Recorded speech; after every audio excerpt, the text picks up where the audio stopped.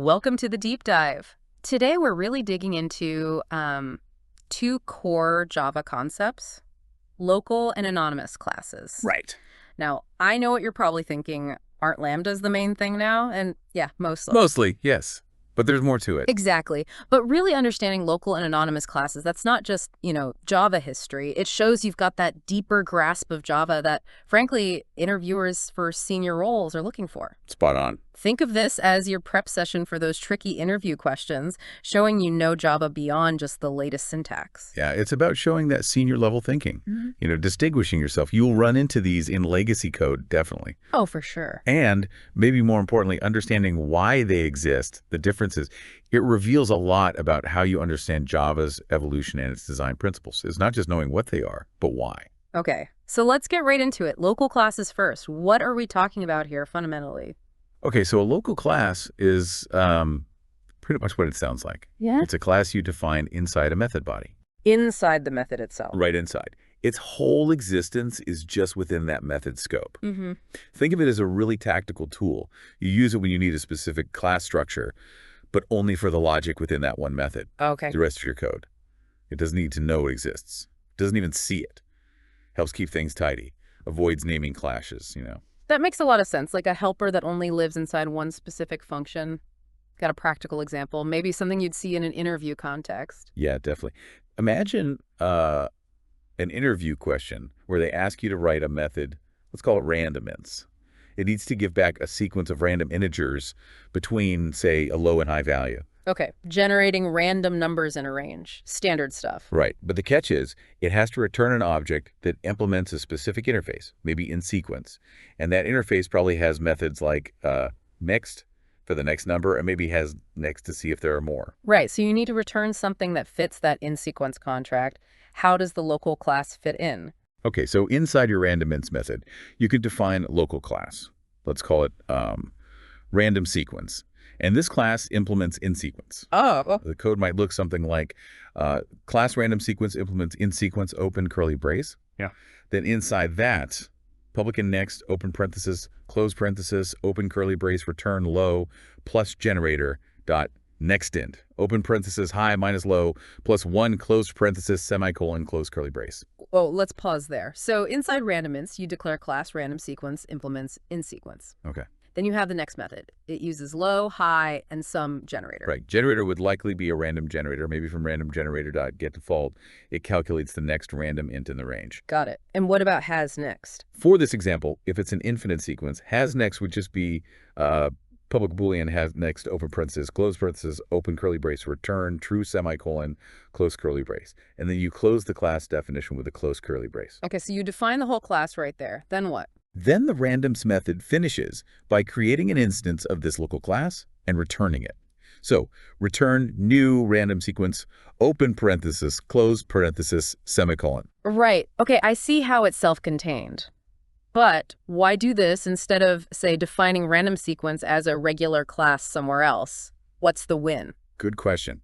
Two big advantages, really. First, name hiding, like we mentioned. Random sequence only exists inside randomness. No potential conflicts elsewhere. Keeps things clean. Exactly. Second, and this is key for interviews, local classes can directly access variables from the method they're inside of. Our random sequence. It can just use low, high, and generator directly. Oh, right, without needing them passed in. Precisely. It captures them from the surrounding scope, just like Lambdas do, actually. That's interesting. So if random sequence was, say, a normal nested class instead of a local one, how would it get low and high? You'd have to pass them in. Typically, you'd add a constructor to the nested random sequence that takes low, high, and generator as parameters, and then you'd store them in instance fields. The local class avoids that boilerplate. It just grabs them, makes the code within that specific method feel a bit more streamlined for these kinds of tasks. Okay, that really clarifies why you'd reach for a local class. It's about that tight scope and that implicit access to the method's context. Showing you understand that in an interview seems pretty valuable. Absolutely. It shows you're thinking about scope, organization, and how different Java features handle context, not just syntax. Right. Okay, so that's local classes.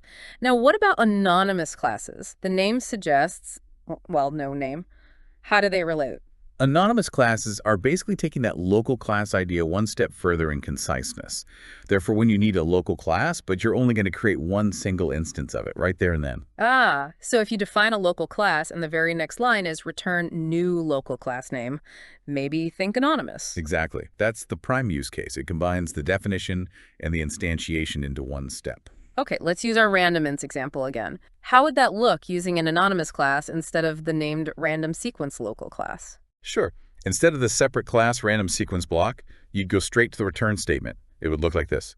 Return new in sequence, open parenthesis, close parenthesis, open curly brace. Okay, so new in sequence, but in sequence is an interface. Right. And immediately after the open parenthesis, close parenthesis, you put an open curly brace, and then you define the required methods right there. So public int next, open parenthesis, close parenthesis, open curly brace, return low, plus generator dot next instance, open parenthesis, high minus low, plus one, close parenthesis, semicolon, close curly brace. And has next. Yep. Public Boolean has next, open parenthesis, close parenthesis, open curly brace, return true semicolon, close curly brace, and then you finish the whole thing off with a final close curly brace semicolon. Wow, okay, so new interface name, open parenthesis, close parenthesis, open curly brace method implementations, close curly brace semicolon. It's defining an unnamed class that implements the interface and creating an instance of it all at once. You got it. That's precisely what it's doing. And those open parenthesis, close parenthesis after new in sequence, that's calling the constructor of this invisible anonymous class. Correct. Even though we didn't write a constructor, Java provides a default no-arg constructor for the anonymous class, and those parentheses invoke it. It's just like instantiating a regular class. Makes sense. Now, these feel kind of old school. Weren't they the main way to do things like event listeners before Java 8? Absolutely. Historically, before Lambdas came along, anonymous inner classes were the standard, concise way to provide implementations for functional interfaces, the runnable, comparator, GUI event listeners, all that stuff. Right. You'll find them all over older Java code bases. So understanding them is crucial for maintenance. So with Lambdas being so prevalent now, when do anonymous classes still actually make sense to write today? The main modern use case is when you need to implement an interface that has more than one abstract method. Ah. Our in-sequence example with both next and has next is a perfect illustration. A Lambda expression can only implement interfaces with a single abstract method functional interfaces. Okay, that's a really clear distinction. So if the interface isn't functional, you might still reach for an anonymous class. Exactly. Or if you needed, say, an instance field or another method within that specific implementation, which Lambdas can't have. You mentioned earlier if in-sequence was functional, maybe if hasNext had a default implementation, how simple could it get with a Lambda? Oh, incredibly simple.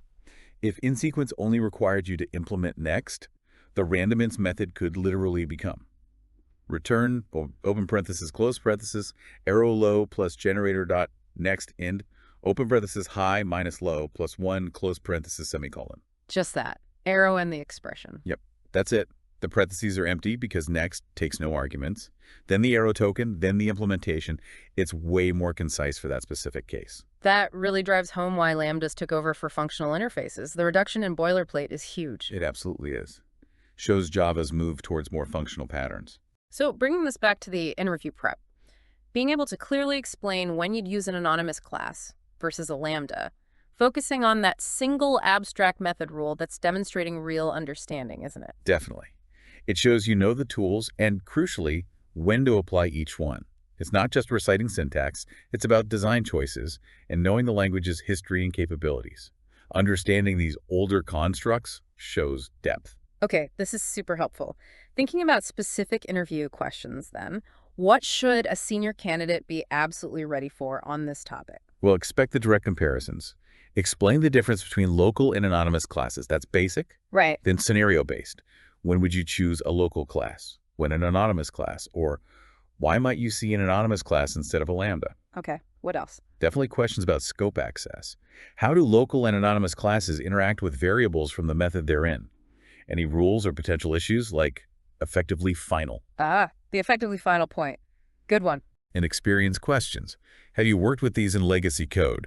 Could you describe a situation? They want to see if you've actually dealt with this stuff in the wild. So when an interviewer asks these, what are they really trying to gauge? It's not just memorization, right? Not at all. They're probing your understanding of Interclasses generally, Yeah. how scope works in Java, how the language has evolved with features like Lambdas. And your design sense. Exactly. Yeah. Can you weigh the pros and cons? Do you understand the trade-offs in clarity, conciseness, and maintainability?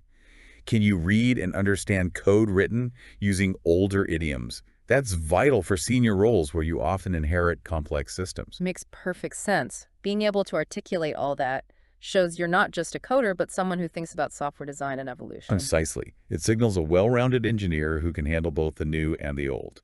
Okay, fantastic. Let's try to wrap this up with the key takeaways then. Local classes. Use them when you need a class only inside one method. Maybe it's a bit complex, or you need multiple instances within that method. Gives you scope control and access to local variables. Mm-hmm. Anonymous classes. The go-to for a one-off instance, especially if you're implementing an interface with multiple methods, very common in older code before Lambdas. Right. And remember the Lambda preference for functional interfaces. Absolutely. Lambdas are cleaner for single abstract method interfaces. Yeah. But knowing all three and when to use or expect each one, that's crucial for senior Java roles and, just understanding the full picture of Java. Couldn't have said it better. They're not just footnotes in the history books. Understanding them is still very relevant. Definitely. All right, so as you're prepping, here's something to maybe mull over. Mm. With Java continuing to embrace functional programming concepts, how do you think the use cases or even the perception of local and anonymous classes might shift further in the future? Something to think about. Thanks for joining us on this deep dive.